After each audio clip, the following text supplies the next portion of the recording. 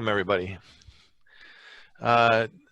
It's about time to start here. It looks like we're right at about noon. And so I just want to welcome everybody. Thank you for tuning in to the fifth and final webinar in our strategic farming series. Today we're going to tackle weed management, and the title was putting the pieces together to get good weed management. So that's what we're going to tackle today. Our past webinars are now available online, so we recorded those, and you can visit our website and watch those if you didn't get a chance to watch those various topics that have been recorded. After we finish today and we go through a closed captioning process, we will also put this one on the web. So if you know someone that wants to tune into this that didn't get a chance to, that will be available after we record and close caption it.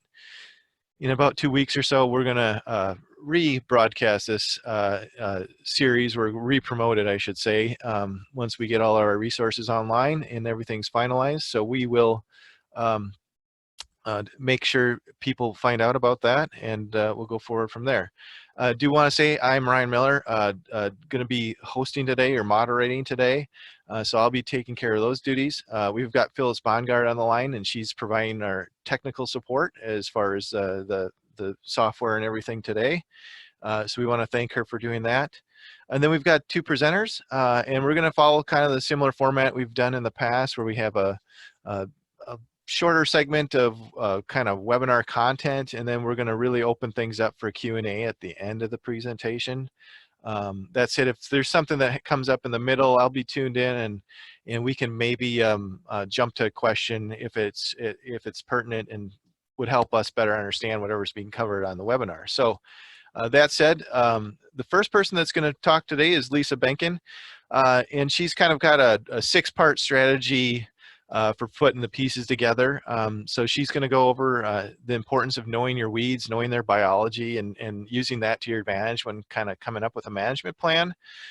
She's going to talk about the importance of starting with a strong foundation and what we mean by that. And then she's going to talk about timely post-emergent herbicide applications. And then a fourth point will be adding residual herbicides in with our post-application. And then finally, the fifth and sixth point deal with kind of non-chemical control things to think about when we're putting a complete package together. And so that's going to be the first part. Jared Goplin is going to be our second speaker, and he's going to be covering things to consider when selecting a herbicide-resistant trait package in soybean, and really kind of taking a step back and thinking about your crop sequence, what weed species you have, and then also kind of trying to maximize the number of sites of action that we're including in a weed management program, and kind of putting yourself in the driver's seat, not letting the weeds be in the driver's seat. So that's Jared's topic.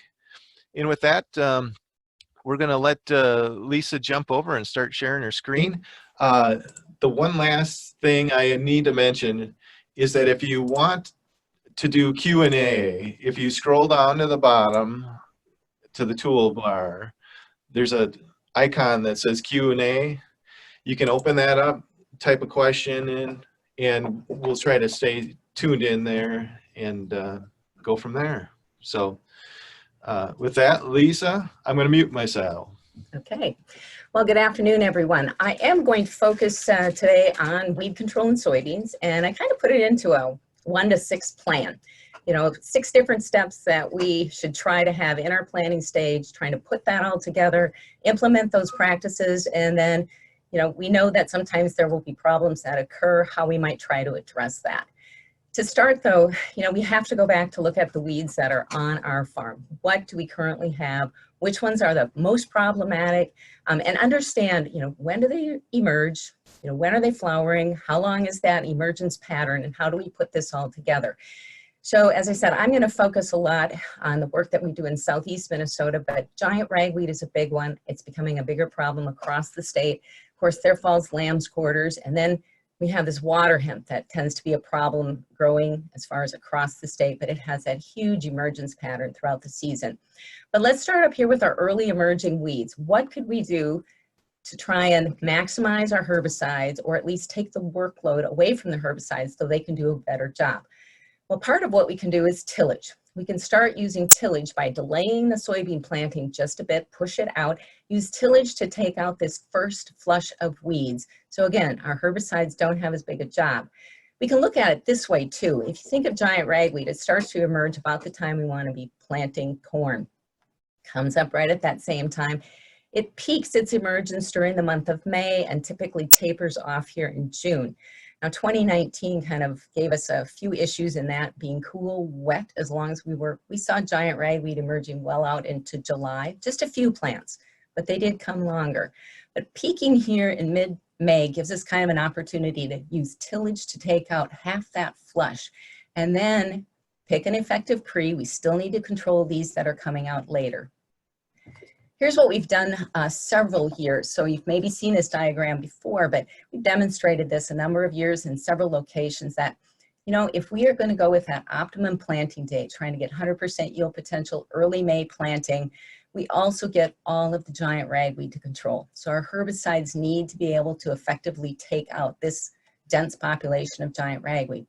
If, however, we wait maybe just a couple of weeks, 2 to 3 weeks, if we can do that, still have very high yield potential, but now the tillage, that first spring tillage, is taking off even up to half or better of that giant ragweed population.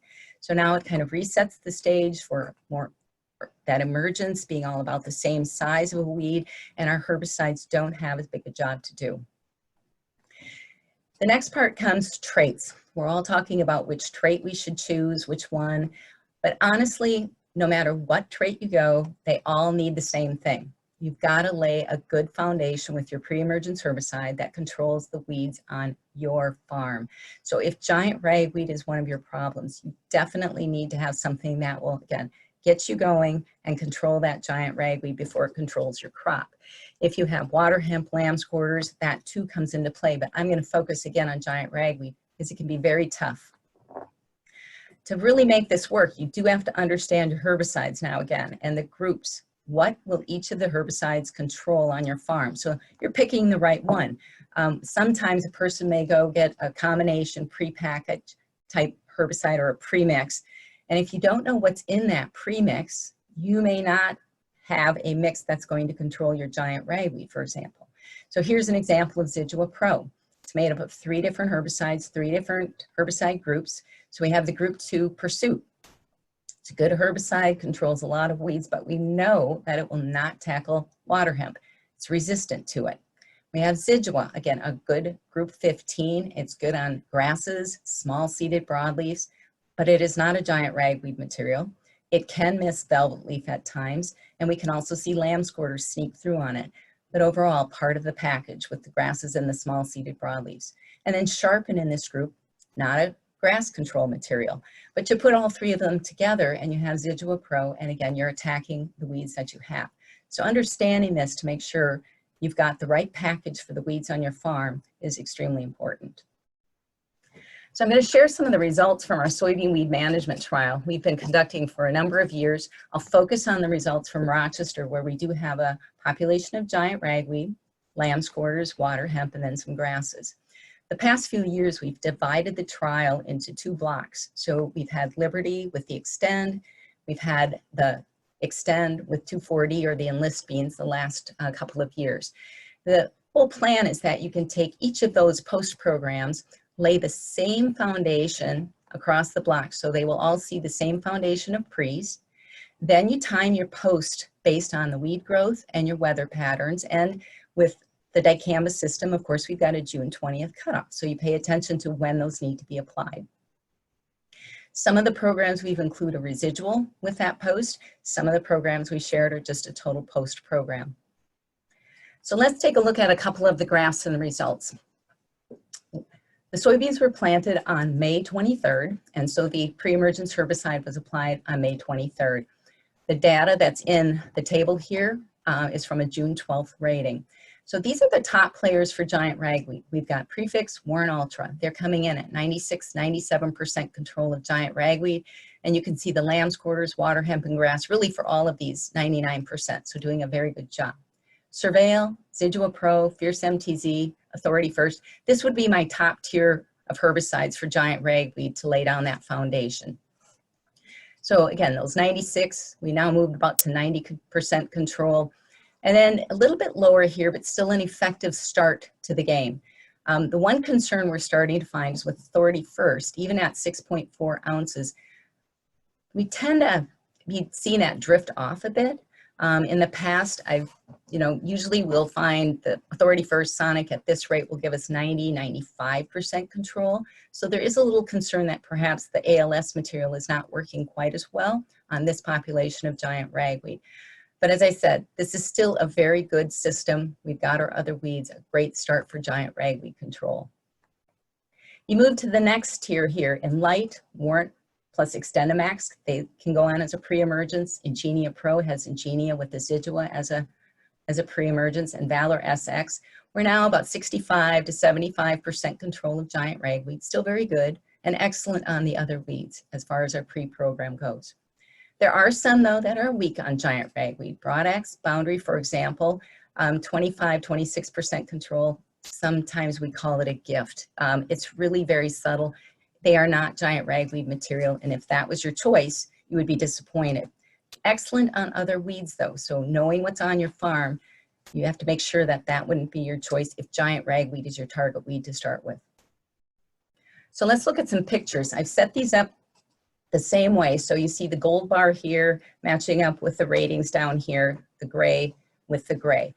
And I wanted to compare these two so you could see what it means with Broadaxe at 25% control. See all the giant ragweed, but there's nothing else. It's just the giant ragweed. Surveil here at 91% control. There are a few giant ragweed here, but again, very good control. That's a better starting block as far as using Surveil here. Comparing our top two prefix, Warrant Ultra, again, you can see very little giant ragweed in there. Excellent control of all of our weeds. Here's Decidua Pro. We're now about 85 to 90% control compared to Fierce MTZ. So a few more giant ragweed, but certainly respectable based on the post-program that's coming. You can see what we mean about that post-program does not have to work as hard cleaning up these weeds. Excellent control of lamb's quarters and water hemp. The Authority First and Authority Supreme. I put that comparison up there. Even though Authority First, we see a few more giant ragweed here at 83% control, but Authority Supreme is only 35. You can see all the giant ragweed here.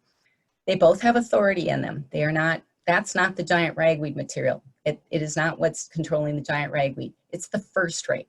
That's what's taking the giant ragweed here. And the Supreme here is Decidua. So you've got a different material in here controlling other weeds, but certainly not the giant ragweed material. So if you made a choice and you go, well, I bought this product, you'd want to make sure for giant ragweed I had the authority with the first rate in it. Now we look at Valor SX and the Enlight, a bit weaker. We're more in that 65 to 75%. You can see a few more giant ragweed, but certainly a starting block. What you'd need to know is if I've used those, that's fine. You've got good control of your other weeds, but here's where your timing of your post is going to be very critical. Watch the growth, scout the fields, make sure that you get your post on when these are still very small. And then the Ingenia Pro or the Warrant, as we said, these systems, the dicamba system can go on as a pre. Here we're looking at about 70% control. Same concept is you need to follow up and make sure you get your post on in a timely manner or this giant ragweed will get away from you. So the third point, follow with a timely post, as we've been talking about, plus that residual. If you have water hemp on your farm, that is critical. If we miss that residual, we will be dealing with water hemp and trying to chase it all season long, and we simply don't have the options. So when we think about that post program, I'm going to divide it into the two groups. You're either going with a contact material like Liberty, Flexstar, Cobra. The keys for success with the contact is that you have to have very small weeds, 2 to 3 inches. You need a minimum of 15 gallons per acre. Why? You have to cover this plant with these small droplets because it's not moving in the plant. It's a contact material killing where it hits on the plant. If you miss these growing points, the plant then has the ability to recover. So you need small droplets, good coverage, small weeds so that you kill all of the growing points on that plant. You can make the system work, but pay attention to what needs to happen to make it work. The systemic system, glyphosate, dicamba, 2,4-D. Again, good systems, but They have a little more flexibility in that they will move through the plant as a systemic. So you can go with the bigger droplets. This helps reduce your risk for drift. You still need coverage. You still want small plants, but it's not as critical as the coverage with our contact material. The systemic will move through the plant. The goal still is to kill all those growing points. Just to kind of illustrate this, was this one timely? So you see the giant ragweed. It was sprayed with Flexstar. Unfortunately, the giant ragweed was big enough that we probably didn't, well, we didn't kill all the growing points. It was able to recover, and this will go on to grow and produce seed and be a problem for us next year. You can also see when you don't use that pre-emergence, you get such a smattering of sizes of your weed that sometimes they will be hidden under here so your post doesn't get in contact with it, or just these have, again, the larger ones, tougher to control with more growing points. Our goal is over here, matchbook size, very small weeds, easier to control. We know the weather will sometimes play in here, but this is our goal. So how many growing points do we need to control? All of them. This will also show this point where we have to be very timely in watching our fields. No matter which pre that we've laid down, watch for any of those weeds that are coming out. Pay attention to the growth, because at some point they're going to hit this exponential growth. And this is where we have failures and problems. It's just like corn. It'll get to that point where it's going to take off growing 1.5, 2 inches a day or more. And it will be very difficult for your post-emergence program to take care of all of those weeds. So a bit more of the data from our weed management trials. Now, these are the dicamba systems. Note that they were applied on June 13th. So here are the pre's that we've already talked about. And then we came back with Ingenia. Tavium is a dual plus extend. Here's more Ingenia, the Extendamax plus Warrant. So our post program's coming on June 13th. And here's our giant ragweed control, 95% or above. We have one here at 92, but this would be excellent. It's not 100%, but it's excellent. The dicamba, the 2,4-D, the growth regulators are very good on giant ragweed. So excellent control, and again, good control here for our other weeds. If we go with the Ingenia Pro or the Warrant Extendamax, remember they were more like 65% control of giant ragweed. So now our post program comes in just a bit weaker here, more in that mid 80% control. Probably a few more giant ragweed escaped that. We also saw, again, giant ragweed emerging later in the season. So our June 13th probably missed that July 15th emerging weed. There's no residual here to take care of those.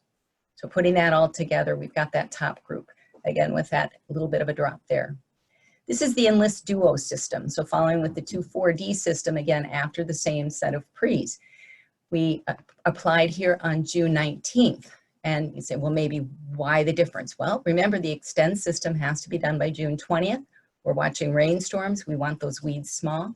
The Enlist Duo allows us an R2 cutoff time, so we had a little wider window. We came a week later. We have excellent giant ragweed control, excellent control of our other weeds. Again, showing you some pictures of what this might look like. So I sharing with the same pre-down. So here's our Zidua Pro going down, and then following, in this case, with the Ingenia Roundup or the dicamba system. So Zidua Pro coming back with the dicamba system, about 92% control of our giant ragweed. And you can see a few of those that came through later in the season. Here's Zidua Pro again at 89% control, following by the Enlist Duo with 98% control, very clean weed control, cleaning up that giant ragweed. Zidua Pro with Liberty. This went on again on the 13th. Liberty needs small weeds, a little less. Liberty's a little weaker on giant ragweed, especially if it gets any growth or size to it at all. So about 84% control. Again, you can see some of the misses there. But it can be effective if you get the timing right. That can be an effective program. And then here's a total post program. It was applied on the 6th of June, Warrant Ultra, Enlist 1, and Liberty. So we had giant ragweed from our first rating, June 12th, 97, and it did drop down into 90% range, but again, you can see a few of those giant ragweed popping through there. This is the Ingenia Pro with Ingenia Roundup, so a split dicamba system. Again, a few more giant ragweed, a few more escapes, ending with about 88% control. So what about the layered residual? If I don't use that. And water hemp is my problem. This is what you're going to deal with. You're going to be chasing this all season and you have nothing to chase it with. So our fourth point is that post program has to include a residual, and the residual we're talking about is the group 15s. Do any of these herbicides have residual activity? No. You have a little soil activity, but they do not carry any residuals. So whatever we choose here, it's not going to carry us through that season. We are talking about the group 15s, dual 2 magnum, warrant, residual, outlook. That's the group 15 that is going to kill water hemp and take care of it, other small seeded broadleaves the rest of the season. You have to get this herbicide on though. It kills the weeds underground before they emerge. Okay, that's why we talk about layering. If the weeds are up, the rest of your post has to control what's up. So if you have PPO resistant water hemp, FlexStar is not going to take care of it. Cobra won't take care of it. You have glyphosate resistant, it's not going to take care of it. So you will have misses if your layer doesn't go on before other weeds are emerged. Here's that concept again. We're starting with our pre-emergence program, laying down that first herbicide. So we have this effective layer of herbicide that's going to control this first flush of of water hemp.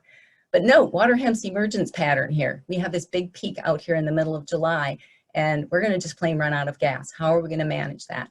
So we talk about putting that layered residual with our post program, building up that effective layer there, and targeting it at about 25 to 30 days after the pre. So pre, 25, 30 days, layering that in because we need to provide control of this big flush, and we have to carry it through the season.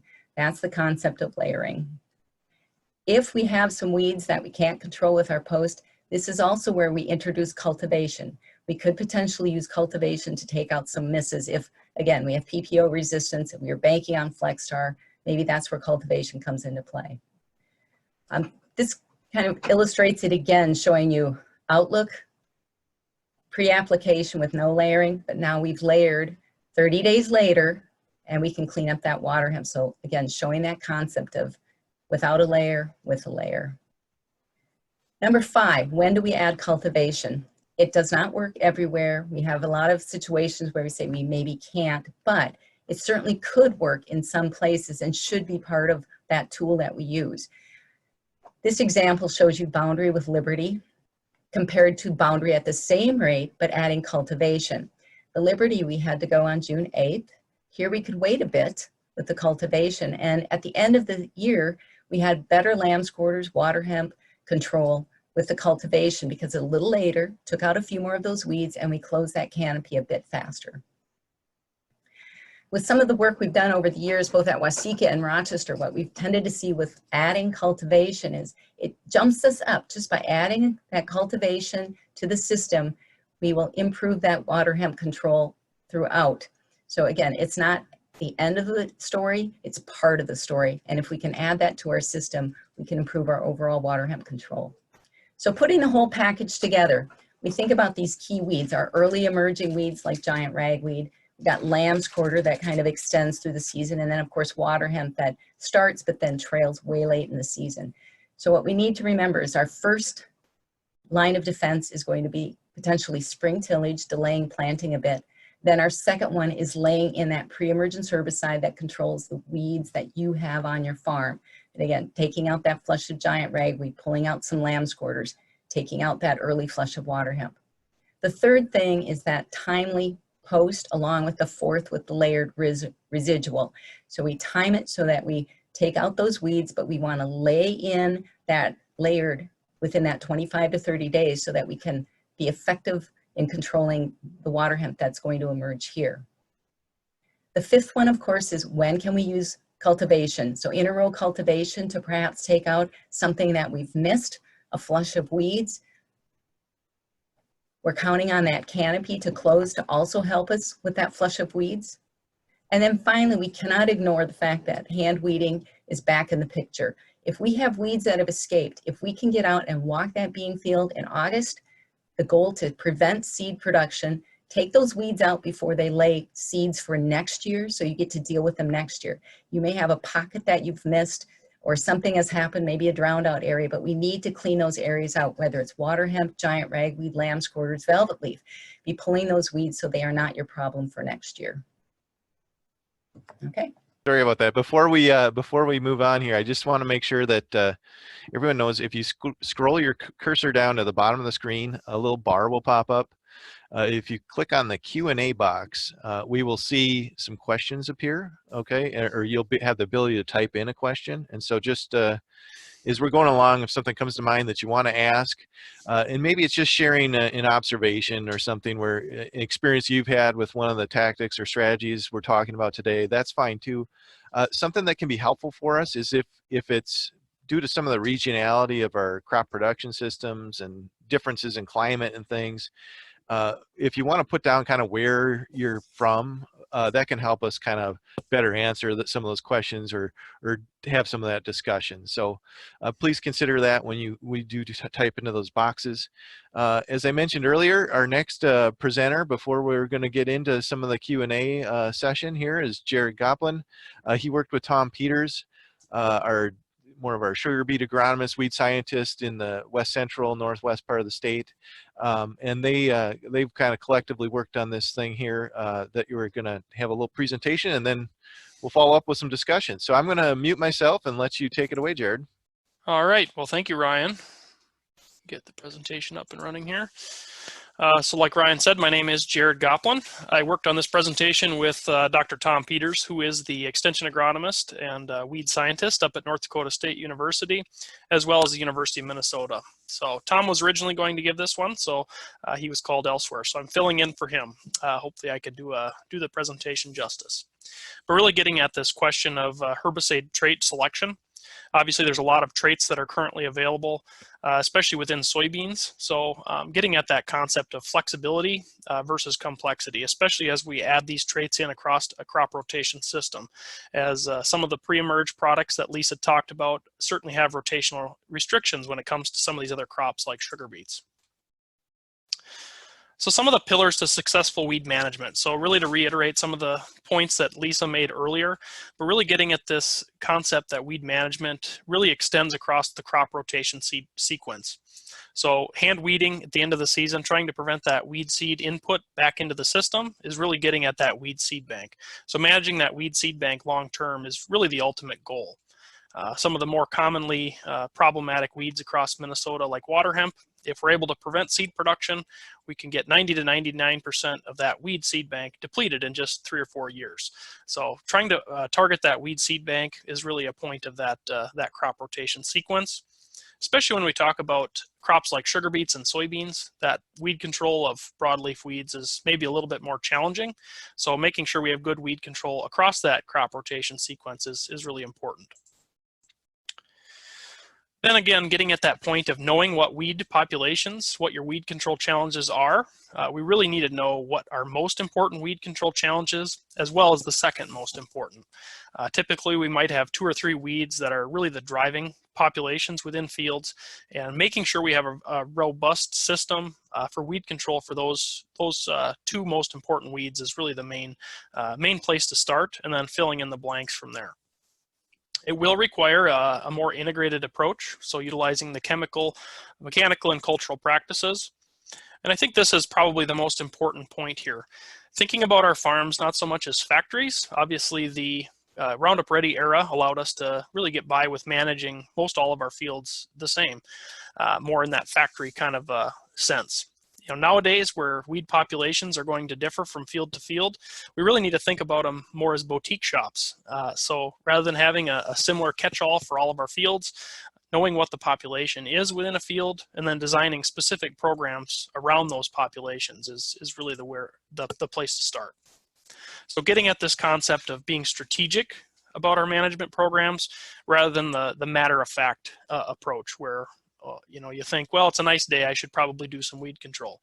So really thinking about this in terms of the long term across that crop rotation sequence. So once again, getting back at this emergence spectrum of the various weeds, so knowing what weeds that you actually have on your farm, if they're early emerging weeds like giant ragweed, common ragweed, or lamb's quarters, certainly developing programs that do a good job on those early season is going to be very important versus the later emerging spectrum. And of course, we have that all lined up with the various crops. So certainly these weeds will respond differently if we're in a, say, an alfalfa system versus corn, soybean, or sugar beets. And also then getting at this point of thinking across that crop rotation. Certainly once we have sugar beets in the rotation, especially certain rotational intervals make weed control a little bit more challenging, as we need to make sure we're selecting products that are effective, but also aren't restrictive in terms of crop rotational intervals. So getting at this whole concept of selecting herbicide tolerance traits, we did end up putting together a herbicide trait bulletin. As you can see pictured here, was a joint effort between Minnesota and North Dakota, and really wanted to make a handy one-sheet reference guide for farmers and crop consultants to know or have a quick way to see which herbicides can be applied to certain herbicide traits. So we included all the different crops that are commonly grown in Minnesota and North Dakota. So you can see on the front page here, alfalfa and canola are listed there. And then we also have corn, soybean, and some of the other crops as well. If you want any of these, we did have a nice, basically printed off a bunch of these, and they are available for you if you're interested in those. It would also be available on the websites. So here's an example of where we're at with the soybean traits that are available. So we have listed here 12 different traits that are available to some degree within Minnesota or North Dakota. So and then so along the left-hand side here, we have those traits that are available, and then across the top-hand side, we have the different products that we can apply to those crops. So having 12 different choices, it ends up being, obviously a lot of decisions that could be made. So knowing what weed populations you have is going to be an important first step. Maybe some of these work better on certain weed populations, but it also is important to not forget what one of the more important factors still is. If we think about agronomics, that's still the most important factor when it comes to variety selection. So kind of the point there is, don't get bogged down in selecting a trait. Make sure we're still selecting good varieties that have high yield potential. If you have issues with iron deficiency chlorosis, IDC, or cyst nematode, white mold, we really need to make sure we're selecting varieties that have good scores for those agronomic traits. If we're not, and just getting caught up more in that herbicide trait selection, we could be leaving some bushels on the table and in terms of that agronomic adaptation. So don't forget about the agronomic side of variety selection. And really that is one of the most important factors still. Within most of these traits, even conventional or just straight Roundup, in a lot of situations, we still can put together a decent weed control program. So just kind of the point of not forgetting some of those agronomics. Some other trade-offs too. I thought Dr. Bob Hartzler down at Iowa State did a nice job of summarizing some of the risks versus benefits of these different traits that are available. So you can see, running from conventional, Extend, Liberty Link, Enlist, and Liberty Link GT27. Certainly some, especially the growth regulator traits, do have additional application restrictions that do make it a little bit more challenging to apply some of these products, especially depending on the year and weather situations that we might be in. Off-target risk is another big one, and typically the example I use there is if you have a farm that's next to a vineyard or something along those lines, there is a lot of risk in terms of off-target movement. So it might deter you from utilizing a specific trait, or not necessarily the trait so much, but actually the product that might be applied there. And then finally, the main point here on the far right-hand side is knowing which weeds you have. If you have water hemp versus giant ragweed, knowing what the weed control ratings are for these various products that are out there. Like Lisa mentioned, the growth regulators, the dicambas, and the 2,4-Ds, typically excellent herbicides for giant ragweed. Maybe not quite as good for the water hemp control side of things, which is why we go the layered residual approach to try and target some of these other populations and fill in some of those blanks. Another point I think that's often overlooked is the crop rotation restrictions, or sorry, not crop rotation, but growth stage restrictions of other products. So a lot of times this June 20th cutoff date for dicamba application to extend soybeans, you know, a lot of times might deter people from utilizing that technology. Some people may be switching to a different program to try and avoid that June 20th cutoff date.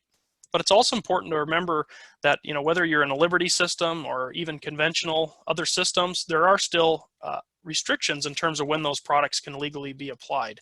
So most post-emergence herbicides do go off-label in that sort of early to mid-July timeframe. Most of them are based off of a crop growth stage, say R1 or R2, so in that flowering soybean area. So that's also important to reference. So if you're planning to utilize some of these products, hoping to apply them, say, late July to rescue some of these late emerging populations, in most cases, they do become off-label, so it's important to note. All right, so now we're going to get into a little bit of a project that Tom Peters had done here last year, trying to get at a little more depth in terms of herbicide trait selection. So kind of a brief overview of what the trial is looking at and some of the objectives of that trial, really looking a little bit deeper at that pre followed by a timely post-treatment for weed management. So in general, when we want to put together a sustainable weed management program, we want to make sure we're controlling the weeds on our fields. So thinking about those fields as boutique shops, knowing what weeds are out there, designing them accordingly. We also want to make sure we take into account that crop rotation flexibility, especially if we have, say, sugar beets or small grain in the rotation. We want to diversify those herbicide choices. And really a big point here is as growth regulator tolerant soybeans are available, maybe we're applying those to small grains, to corn, other crops in the rotation, maybe some sugar beets down the pipeline, having some tolerance there. We don't want to be overutilizing some of those. We want to make sure we still maintain some level of diversity. And then finally, obviously, profitability is pretty important, both near-term and long-term profitability in terms of that crop rotation program or that weed management program. So the hypothesis of this trial was that weed management can be achieved with herbicide mixtures, and that herbicide traits at all price ranges have purpose in an integrated plan. So the trial that I'm going to be summarizing here utilized a randomized complete block design. So we had 4 replications out there, and I'll go into the depth on what the treatments actually were, but it was a 2-factor factorial, which basically just meant we looked at different herbicide traits as well as different herbicide residual programs. The analysis then, we looked at water hemp control, lamb's quarters control, which were the 2 main weeds at this Moorhead location. Looked at soybean injury. This site did have iron chlorosis issues, which did cause some a little bit higher levels of soybean injury than we would like. Then we also went more in depth in terms of this long-term herbicide management program. So looked at the number of effective herbicides that we had in that program, and then looked at the profitability. So for this, it was basically a partial profit analysis, really just looking at revenue. So utilizing the average soybean yield in Clay County, so up in that Moorhead area, times the average soybean price when Tom put this presentation together, which was in December, and then subtracted the cost of soybean seed, which was quotes that I had actually gotten from a seed dealer, and then also accounted for herbicide treatment costs. So utilized the North Dakota Weed Control Guide to account for the cost of those different herbicide programs. The traits analyzed were conventional soybeans, Roundup Ready or glyphosate tolerant, Liberty Link soybeans, as well as Extend soybeans. So unfortunately, we did not have the Enlist program as part of this project, but we did have those 4 different herbicide traits. Then within each of those different traits, we stacked on 4 different herbicide treatments. So we had a Valor herbicide, including basically applied with the different trait. So for instance, conventional, we utilized Flexstar, and then it would be glyphosate, glufosinate, and dicamba, which was applied with each of these. Then we had Valor plus Zidua, which would be Fierce, would be basically a premixed product with those 2 compounds. Then we also had the Valor plus Zidua, followed by chlorocetamide, so dual outlook or warrant in that layered program. And then the last one, we had basically Fierce MTZ, which was Valor, Zidua, and Metribuzin, and then followed by that layered residual program. Here's the site just outside of Moorhead there, or in Moorhead, with the American Crystal Sugar plant there in the background. You can see we had some significant water hemp pressure as well as lamb's quarters were the two main weeds of concern at this particular location. So getting into the data. So this slide here is showing an average herbicide, basically an average assessment across the different herbicide traits. So to walk you through what we have on this slide, the vertical axis here, we have the percent injury on the soybeans or the percent control of both lamb's quarters and water hemp. So lamb's quarters control is in yellow, the water hemp control is in that green bar. The injury then, which is, or growth reduction of the soybeans, then is in that red bar. So with that Valor program, you can see that soybean injury was the lowest and about 80% control across those different treatments, which did end up being a little bit lower weed control ratings compared to some of the more robust programs that added in the Zidua on the next two, or that Fierce MTZ, which would be the Valor Zidua plus Metribuzin in the far right-hand curve, or far right-hand bar.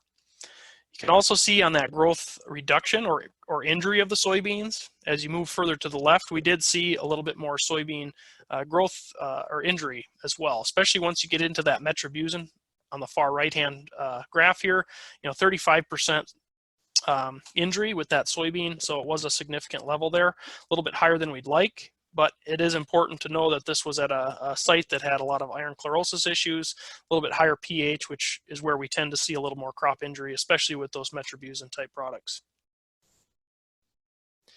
So I'm going to make a few notes here, especially on other things that we found here. So the next two slides are going to have the treatments on the far left-hand graph here. So you can see this is showing the Ingenia or that Extend soybean system. So Extend soybeans.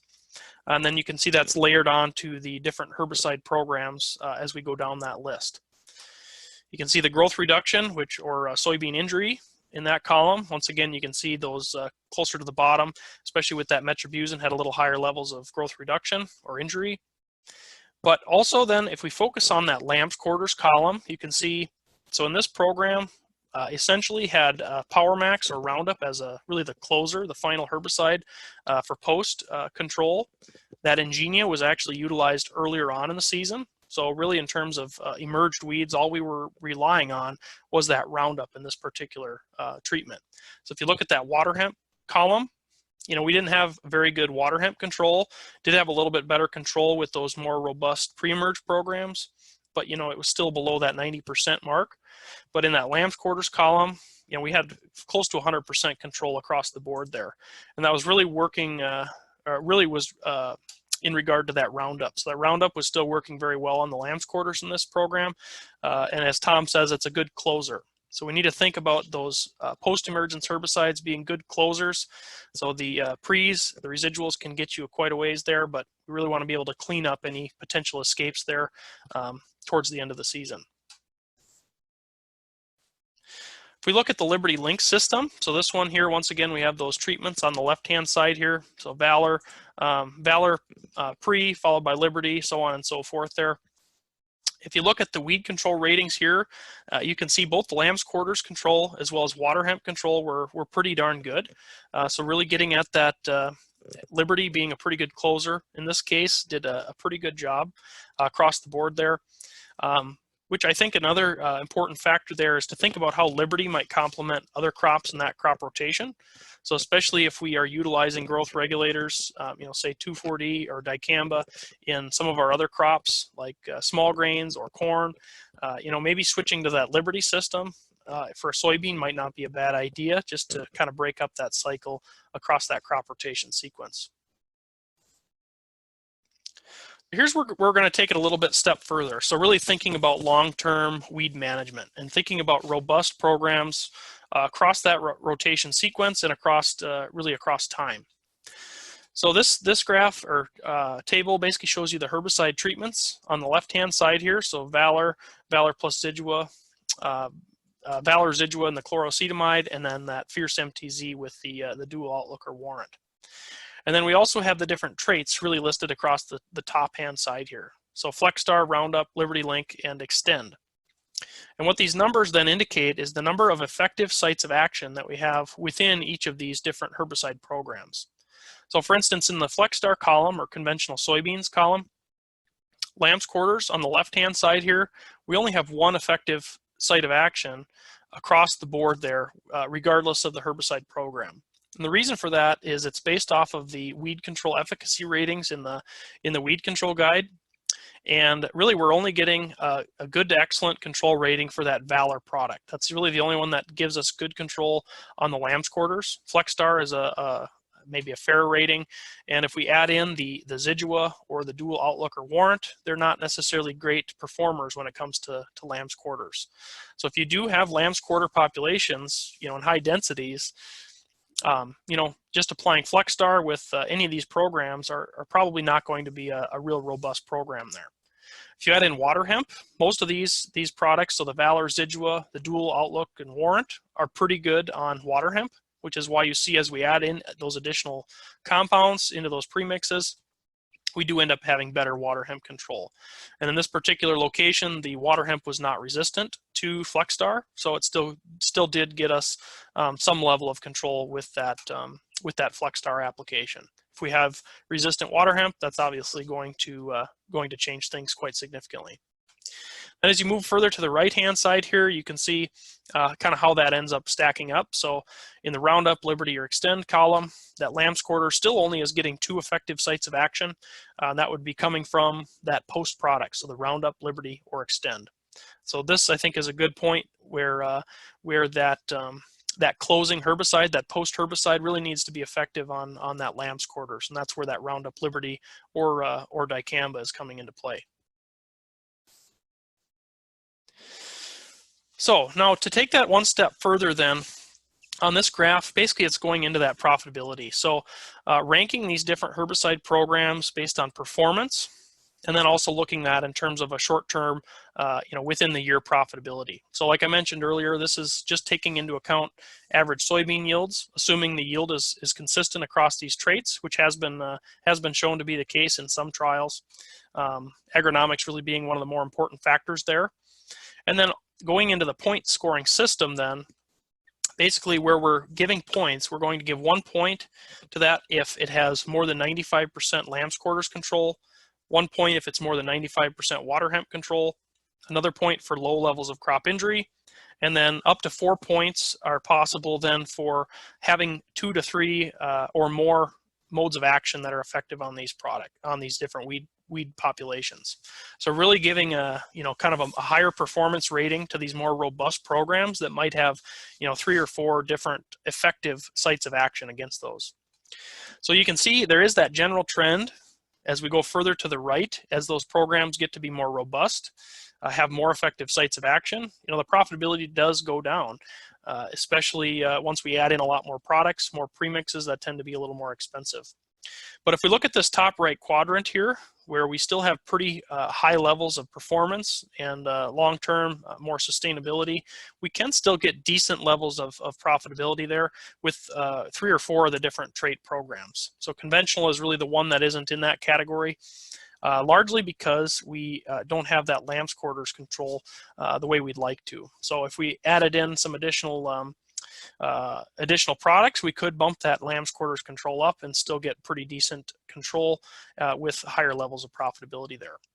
So it's not to say that we can't achieve high levels of profitability with more robust programs. It just does become a little more complicated as those programs can become more expensive. So to summarize this particular trial, I know it's a lot to handle. And it is kind of meant to be, more or less a thought exercise to think through your long-term programs, think through the next 2 or 3 years on your farm on what programs you might be using. So herbicide treatments provided greater than 95% control, really in terms of those robust pre plus post programs. The herbicide mixtures usually provided several effective sites of action. The using herbicide traits strategically can help solve field-specific weed challenges. So like that lamb's quarters example, knowing that we had lamb's quarters in the field probably would steer us towards utilizing a glyphosate-based program to help clean that up versus the FlexStar or something else. Profitability is obviously a lot more complex than that, or the trait, but there is some general trend that the more expensive, more sustainable programs might cost a little bit more in the near term. So putting the pieces together, trying to put everything together that Lisa talked about, as well as some of what you heard in this presentation. Think about our fields as boutique shops. Make sure we're identifying what weed populations are out in those fields and designing programs accordingly, and not just doing a blanket program across all of our different fields. We need to focus on using pre- and post programs to manage those weeds, regardless of the herbicide or herbicide trait. So regardless of the trait that we select, we still need to make sure we're selecting programs that are effective on those weeds. The herbicide system used with the trait is one of the most important factors there, compared to that actual trait that we're utilizing. So really these traits, we need to think about them as opportunities for improved control. So knowing what weeds you have, the troublesome weeds that you have, looking at those weed control ratings and trying to fill in those gaps that you might have with that residual-based pre-emergence program. So put the pieces together, think across the crop rotations. We need to think about pre's, residuals, cultivation, crop canopy. Think about which weeds that we have in the fields, whether it's an early emerging versus late emerging weed, and think about which programs, which products we're using across that rotation, so we're not overutilizing some of those, ultimately trying to manage these resistant populations long-term without developing additional resistance in those populations. So with that, I guess I'll turn it back over to Ryan. Thanks, Jared. First question, Jared, is kind of one of these kind of following up with something you just talked about, and it comes from us from Northwest Minnesota, and they are talking about the difficulty in persuading a farmer to adapt one of these more expensive programs that can help prevent, additions back to the seed bank. And the question is kind of like, well, how do you know when it pays off, and are there cheaper alternatives that ultimately work just as well? And do you, it's kind of getting at that point, do you see payback every time? And he's kind of, or she's bringing this to us from this current kind of financial situation where things are pretty tight, and so there's just concern around this. But then that kind of does make the final comment here, about issues with rain and wetness and late springs that can affect spraying season. So any comments on that, Jared? Yeah, so it really gets back at the short versus long-term, kind of profitability in that regard. So there has been some work that's been done looking at really managing these difficult populations, short versus long-term. And in the long term, it is cheaper to manage, really have these more robust programs early on, rather than trying to reactively manage them once we have populations blow up. However, obviously, then we come back to the current situation where things are pretty tight right now for a lot of farmers. Definitely has been challenging with the weather, and trying to fork over another even $10 per acre can be a challenge. And that's one where really taking a really hard look at what products, what weeds that you have out there, trying to design and select products that have the highest efficacy on those weeds. In a lot of situations, maybe we can keep costs relatively low by tweaking things a little bit, but certainly in some situations it does become a lot more challenging. So just knowing that you're coming from the Northwest with this question, a lot of times the ragweeds common ragweed tends to be a big one, along with lamb's quarters. Trying to maybe utilize one of those growth regulator traits, enlist or dicamba, just knowing that that's going to be typically a better performing, maybe a good fit for those ragweeds in terms of control. So a lot of times it comes down to a specific field by field answer in that case. But yeah, it does become challenging. But thanks, Jared. All right, so we're going to probably switch back, I guess, to Lisa a little bit here. A number of questions coming in, Lisa, about Group 15 products and kind of thinking about them in a layered residual approach. The first thing that came up here was Group 15s and crop safety. And the second kind of tier to that question is some questions around moisture to activate the Group 15s, and whether or not there's enough difference to kind of differentiate those products and pick, or what are the other things you're thinking about when you are picking a 15 to layer in as a residual? Okay, the first one on the crop safety, it's definitely can be a concern. We come out of a glyphosate era, or even when we're using some of the other traits, you know, we don't injure the beans. It's nice to see them growing well, but when we add, even with our pre-emergence herbicide, one of the things we have to get used to is we will see crop injury. Even from Jared's slides that he was sharing, and I could have shared some of those as well. I mean, certain pre-emergence herbicides, definitely, we will see some injury to the beans coming out of the ground. And there are, when we look into the next level, when we're putting our post programs on, we will see some injury. So a couple of examples on that. Flexstar, definitely we will see some burn on the beans. Cobra, we know we can really burn the beans. Liberty, we tend to get a flash. You know, it's not a severe injury. But if you were to add Liberty and put Dual in that, the oil with the formulation of the Dual, again, you would increase the injury.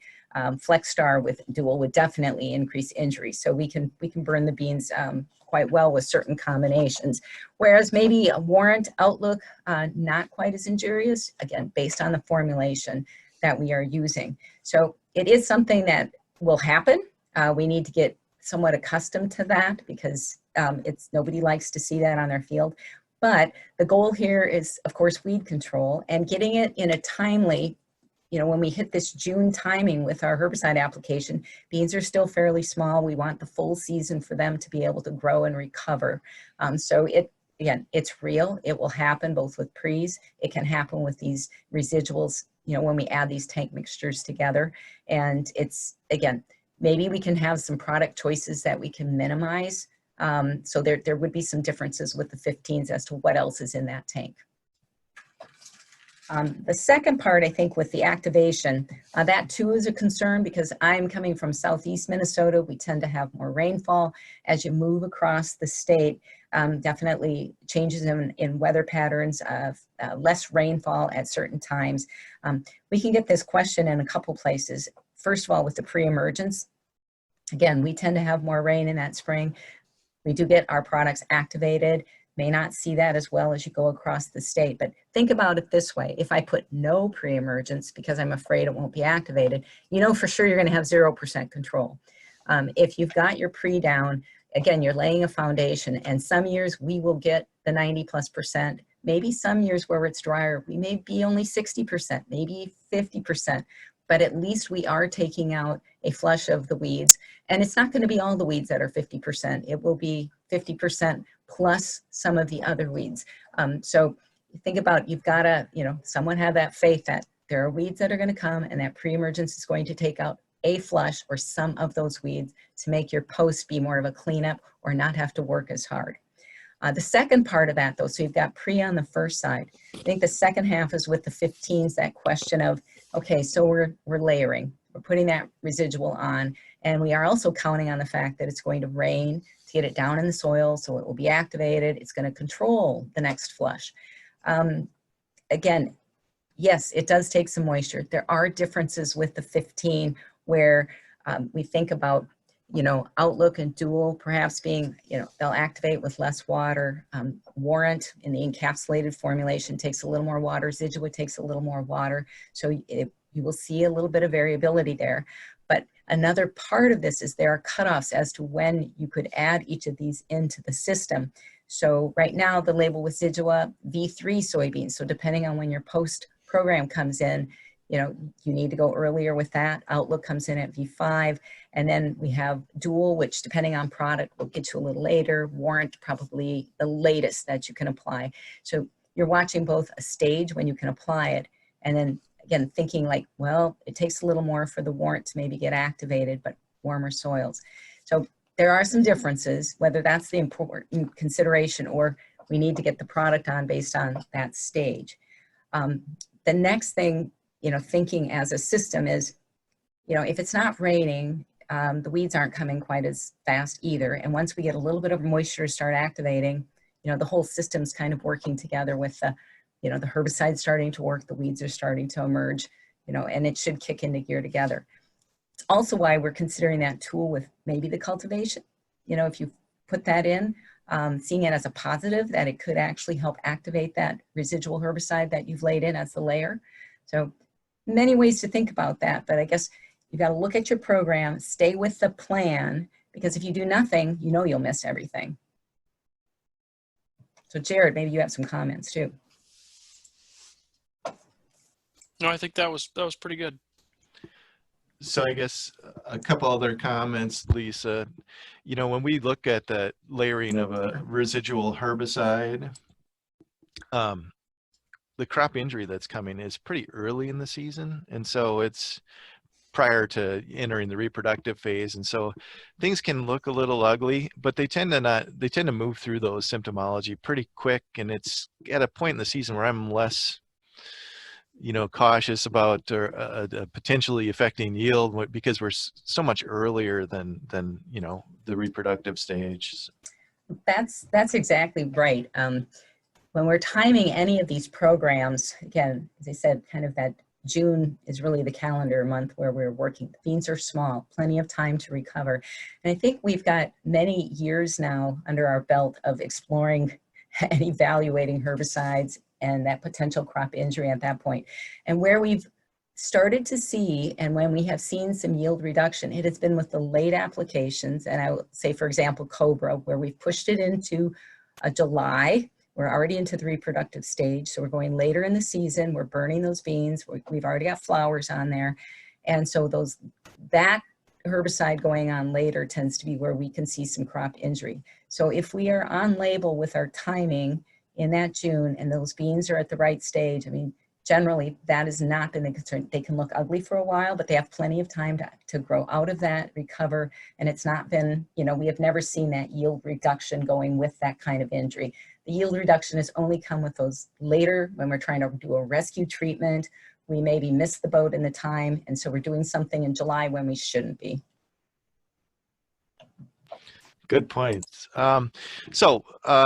Just do want to mention, I know we were scheduled for an hour. We do have the ability to go a little bit past an hour for a webinar, so we're going to continue moving along. If you have to tune out, that's fine. We will have eventually all of the questions that came in. We'll write something up in regards to these questions. So if you do have to tune out, that's fine. Come back to the website. Eventually we'll have that up there as far as an answer and address some of these things. But we will continue on here with a couple more questions. The next one is it's a couple of questions related to this. Again, getting at that delayed planting and sort of the trade-off between yield loss and weed control, and where is that sweet spot as far as that trade-off where we don't see too much you know, loss of yield because we're delaying our planting, but we do see a pretty significant addition in terms of weed control. And again, we're going to be talking mostly about, or entirely about, giant ragweed in this situation where we've got an early emerging weed and we're coming in to use tillage to do some control of that. Do you want to take that, Lisa or Jared? I guess I can take kind of the first stab at that, and you know, even to expand it a little beyond giant ragweed, you know, common ragweed would be another one, or kochia, some of those other earlier emergers. And I guess some of the work that I had done on, and I guess we had done on tillage with giant ragweed anyways, and this is where it would come down to the specific weed, but there was almost a legacy, a residual effect of tillage where you went through with tillage and you still had lower emergence for the next week or so. A lot of times, then it would pick back up about 2 weeks after tillage. So I think a lot of that's related to seeds that might have germinated below the ground but had not yet emerged. So some of that tillage might have an effect there. So that's where I would kind of push it into that sweet spot of being kind of that mid-May time frame. You know, not waiting too long to affect yield. Also affects crop canopy closure and things like that. But kind of targeting that around that 50% giant ragweed emergence kind of time frame to kind of hit the sweet spot. So then your yield potential is still what, 97% or better. It's pretty well maximum yield potential. But kind of finding that sweet spot, I guess, and that would apply for any of those early emerging weeds. I guess the other thing I say too is the way we've had wet weather lately. If you have some delayed planting years, you know, it's at least one way to feel good about you know, planting in late May, because you do pick up probably a little more weed control than you think. And to add to that too, you know, we're assuming that we can control all of that giant ragweed with our herbicide program if we were to plant May 1st and bank on our herbicide program and that 100%, you know, as far as the optimum yield possibilities with our soybeans. we're moving into more systems where we maybe aren't getting complete control. And so the giant ragweed that we miss, that we aren't able to control, or the other early season emerging weeds do provide some competition, and they will take a weed hit as well. So when you say moving it into that middle of May, using tillage as one of our weed control methods and taking that flush out is probably, we may actually be optimizing weed control with that system, because now we're controlling the giant ragweed than if we couldn't control it by planting early. So there are more things that you can think about. You can look at the average yields with that time, but I think the system is more robust than that, and it's probably giving us more positives than negatives at all. With from 100 to 97, I don't think is really something you'd measure when you actually implemented it for your total weed control program. I do want to ask another question here, and it is in relation to the claim that is often marketed that these more expensive herbicide programs are going to offer a yield boost. Do you guys want to take that one, or do you want me to comment on it? I guess kind of the main point there would be, are we enhancing yield or protecting yield? And in terms of weed management, really the point of weed management is to protect yield potential, not necessarily enhance it. There's nothing innately in the herbicides that are going to boost yield potential. It's really getting at that crop competition side of things in terms of minimizing the impact that the weeds have.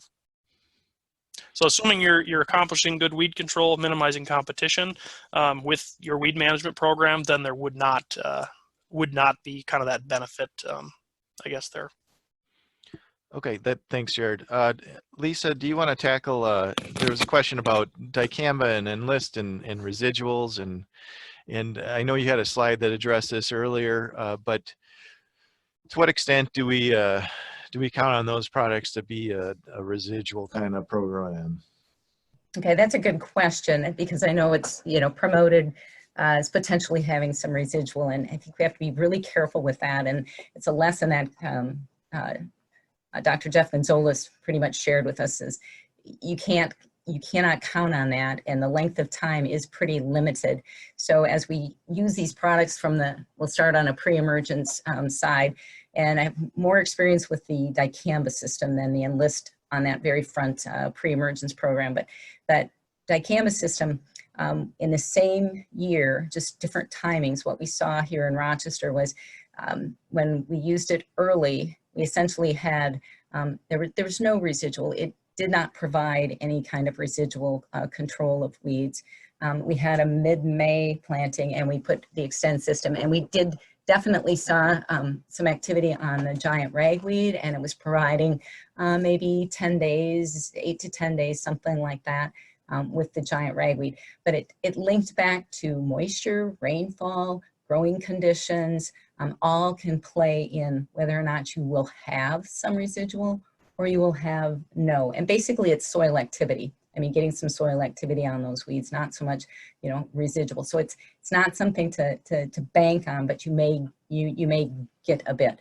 When we go to the post program though, then I think it's again, you have some soil activity, but it's not anything that is going to hold you for any length of time.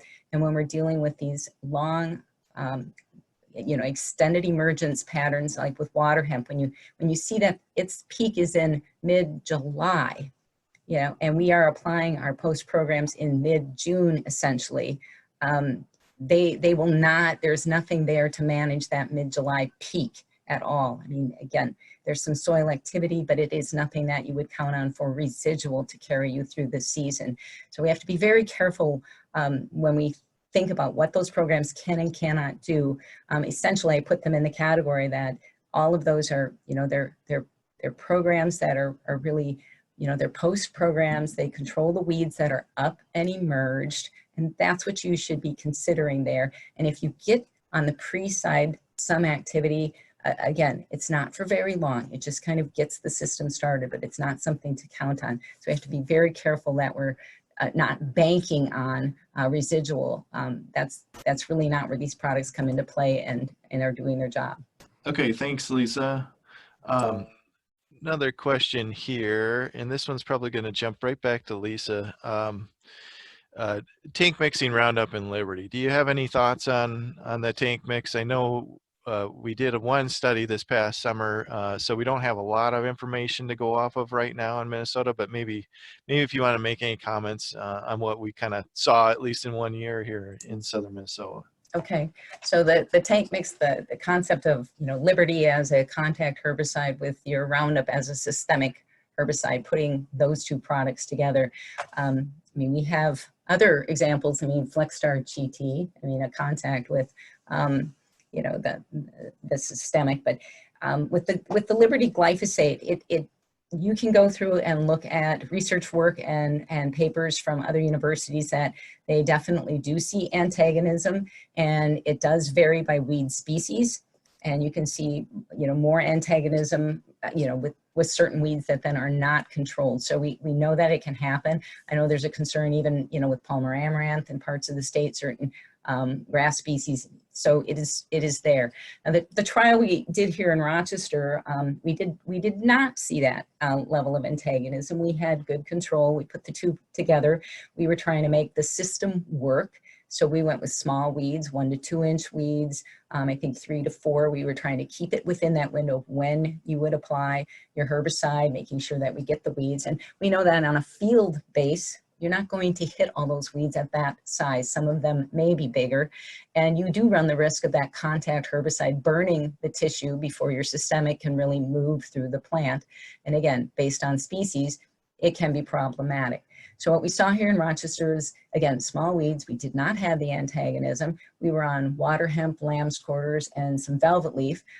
What we did note was a little bit with velvet leaf, if you were in a sequence, that it was best to go with the glyphosate first and then the Liberty. So you can see some differences there. You know, so we saw very small trial, very limited in our work. But as you look around the country and at other universities that have done work, this can be a concern based on certain weed species and of course the size of the weed that you're applying it to. Okay, thanks, Lisa. We've got a real specific question about Wasika and potential yield loss with delayed planting. And so we'll just stick with that general number that you guys threw out there. It was May 15th, 97% of yield, just from a general sense.